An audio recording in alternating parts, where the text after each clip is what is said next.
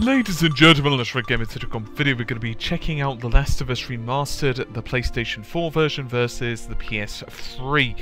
So I've also done this in an article. I'd encourage you to check it out because there are high quality downloads for you, and in addition there's a lot more information than I could ever hope to fit in a couple of minutes of video.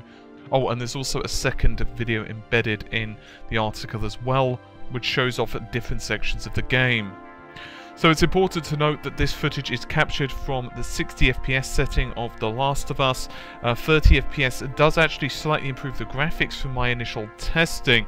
Primarily on the shadows, it seems to make them a little sharper, but I'll be testing that out more over the next couple of days, as I wanted to focus on the 60 for now, as I still have the frame rate comparison to do anyway, so I'll just bundle it in with that.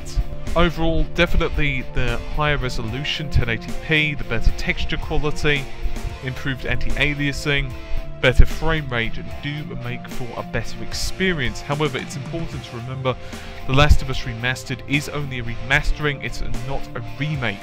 Therefore, there are still certain issues with the game. For example, it's still basically using the same geometry as the original The Last of Us, and shadows and lighting as a whole haven't been improved that much. From what I can tell, shadows and lightings, for example, the shadow maps have improved in quality, but it's in relation to the fact that you're getting basically twice the amount of pixels on screen naturally from 720 to 1080p. And for the most part, shadows and lighting are still kind of baked in. Joel's flashlight, for example, does help to illuminate certain areas and cast shadows, but in certain areas those shadows don't look quite right and they don't follow the contours of the surfaces they're being cast upon, which is a bit of an issue. There's an example of this later in the video.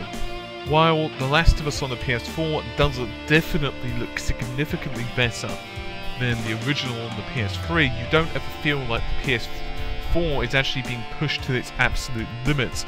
Sure, higher texture quality, better AA and so on do help to improve the game's aesthetics, and definitely there are improvements on, for example, the level of detail, but overall you're also still going to notice quite a lot of clipping.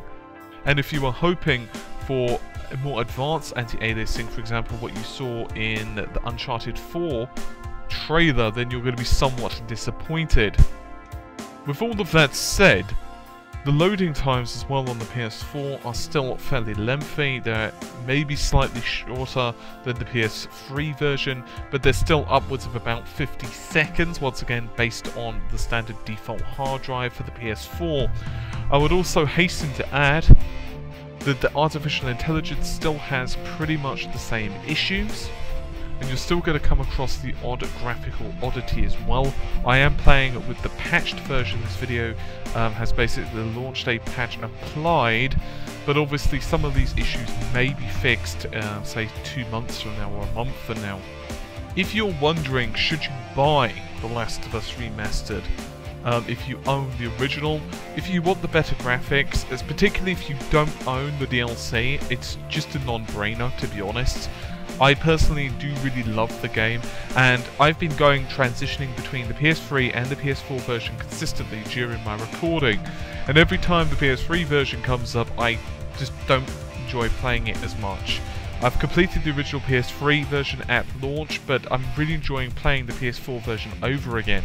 However, when I'm playing on the PS3 after playing on the PS4 for say an hour or so, it takes me a while, quite honestly, to get used to the fact that it's got A, the lower frame rate, and B, the much grainier look, which is associated, of course, for lower resolution textures, lower resolution as a whole, inferior anti-aliasing, and so on and so forth. So if you're yet to experience The Last of Us, it just doesn't make sense to not buy the PS4 version. If you already own the PS3 version, I would still recommend this, particularly if you can get it at a cheap price. For example, in the UK you can pick up for about £30, which is not too shabby when you think about it. Very quick word on frame rate. I have done a little initial testing, and for the most part it's certainly near the 60 FPS limit. However, occasionally I have noticed dips but they don't seem to go much below the 50 FPS mark. In fact, for the most part, they're actually fairly north of 50 FPS. But I will do more testing on this and let you know on that front over the next couple of days. So anyway, hopefully you've enjoyed the video. If you could give it a like, comment, and a share, and all the other good stuff, that would be appreciated. Remember to check out the article if you want yet another comparison and a whole lot of information besides, as well as high quality downloads. And I will see you soon. Take care, and bye for now.